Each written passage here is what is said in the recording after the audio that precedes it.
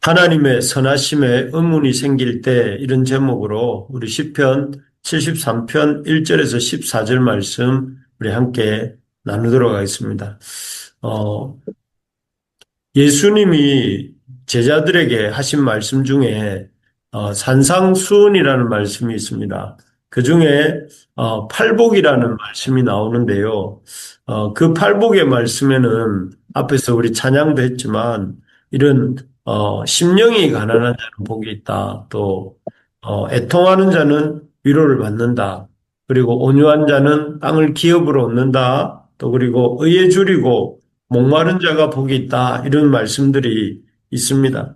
어, 참, 그래서 이 예수님의 이 산상수훈 말씀대로 우리가, 참, 살려고 하죠. 그래서 심령의 가난함을 가지고 또 의에 줄이고 목말라 하면서 또 이 땅에서 온유하게 살아보려고 애를 씁니다.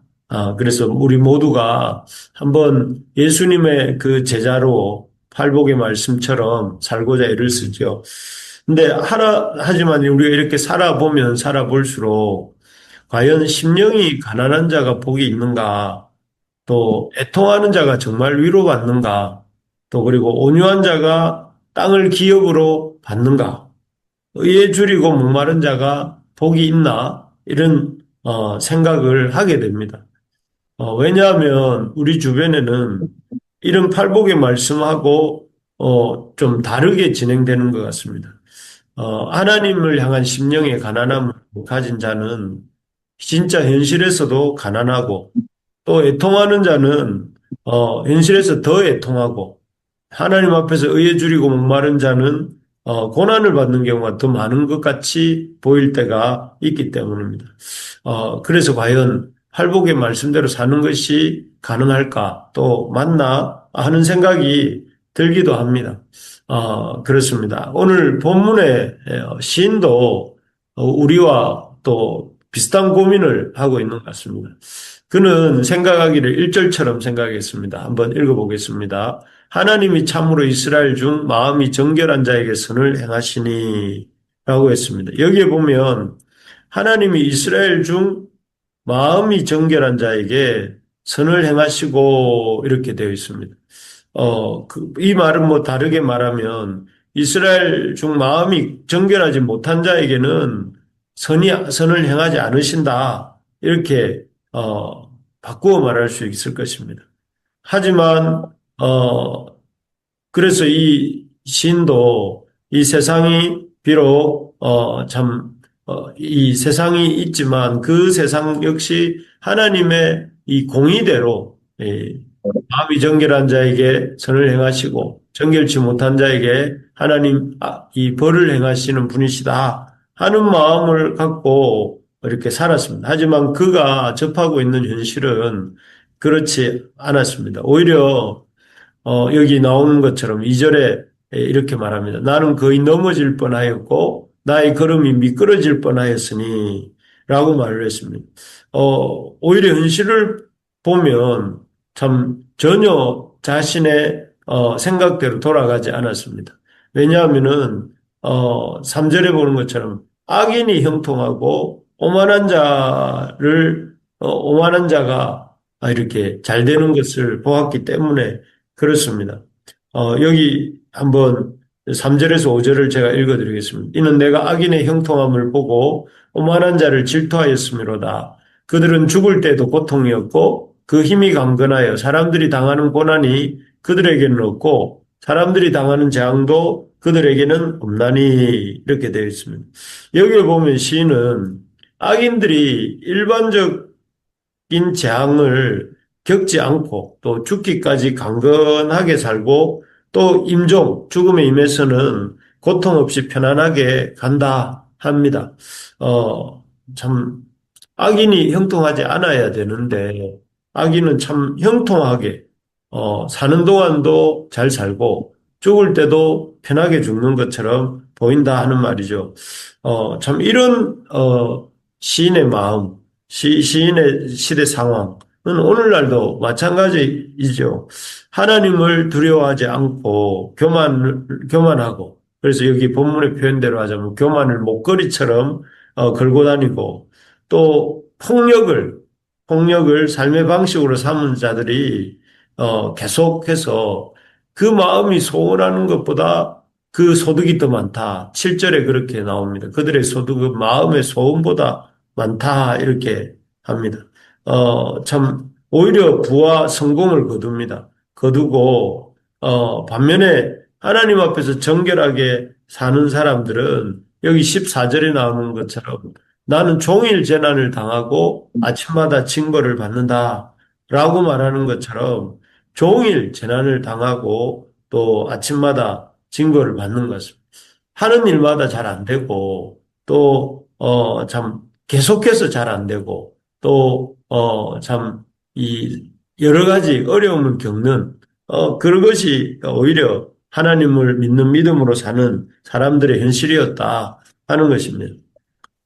참 그렇습니다. 이런 이해할 수 없는, 지금이나 그때나 이해할 수 없는 현실, 오히려 하나님은 참으로 어려운 자에게 이 정결한 자에게 선을 행하신다고 생각하는데 그렇지 않게 돌아가는 정결하지 않은 자가 형통하는 이 현실 앞에서 이 시인은 탄식하고 탄식함으로 이 시를 적고 있습니다.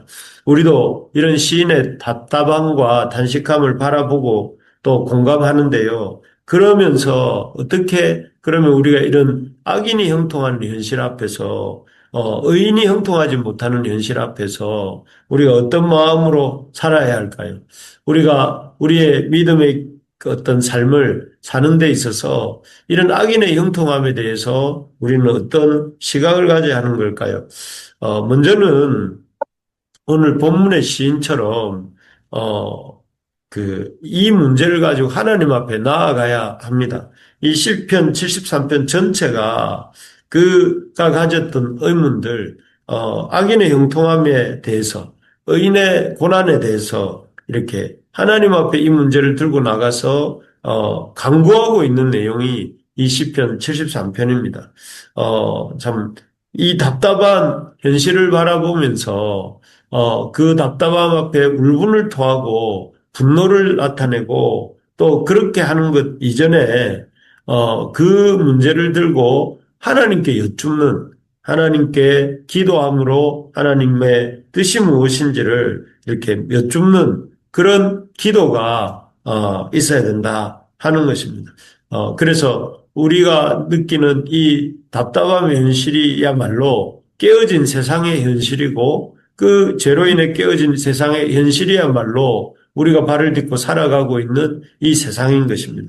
그렇기 때문에 우리가 이런 우리의 생각과 달리 참 돌아가고 있는 이 악인의 형통함이 있는 세상에서 우리가 해야 될 일은 날마다 우리의 문제를 가지고 하나님께 나아가 기도하는 것입니다. 그렇게 기도할 때에 하나님은 이 아삽에게 내일 나누게 되겠지만 놀라운 하나님의 섭리에 대해서 지난달 또 이번 달 계속 읽고 있는 책이죠.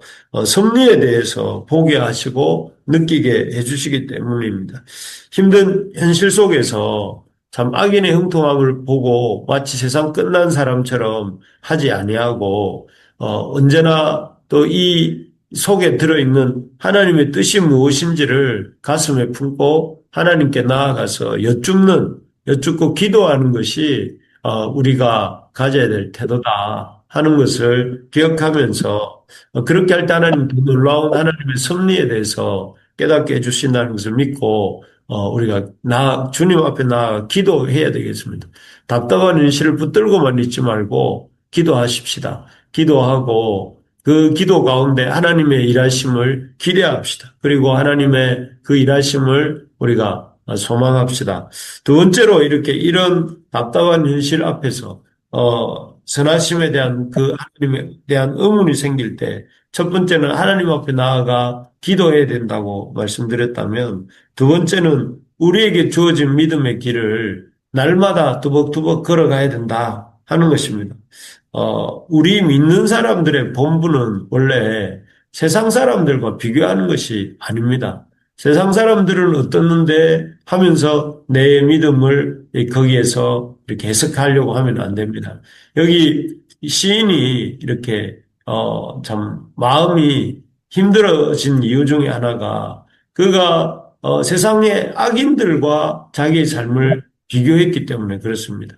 악인들의 형통함과 악인들의 참 강건함을 보면서 거기에 비해 볼 때 하나님을 따르는 백성인 자신의 삶에 대해서 참 하나님에 대한 의문이 생긴 것이죠.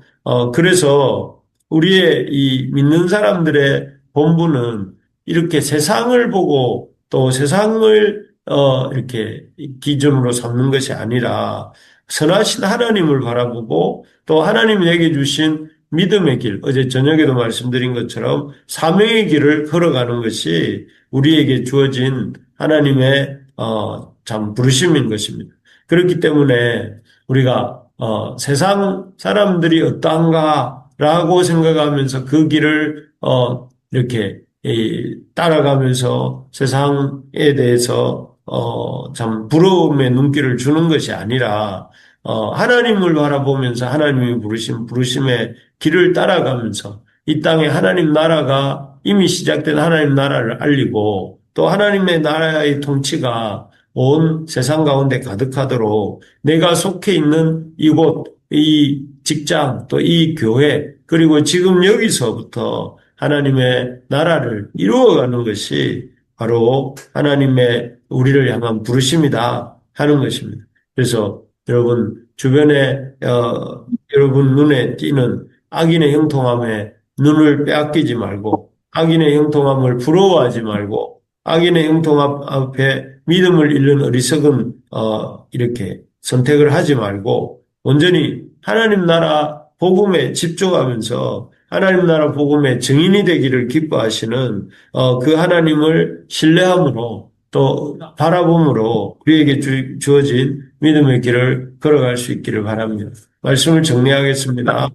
하나님의 선하심에 의문이 생길 때, 악인의 형통함에 참 의문이 생길 때 우리는 어떻게 해야 됩니까? 그럴 때에 하나님의 선하심에 의문을 갖는 것이 아니라 오히려 그 문제를 가지고 하나님 앞에 나아가 기도하는 기회로 삼으시고 또 그 문제로 인해서 이렇게 흔들리지 말고 부르심을 더욱더 분명히 하고 믿음의 걸음을 뚜벅뚜벅 걸어가는 저와 우리 부르심의 가족들 모두 되시기를 주의 이름으로 축복합니다. 아멘. 아멘. 예.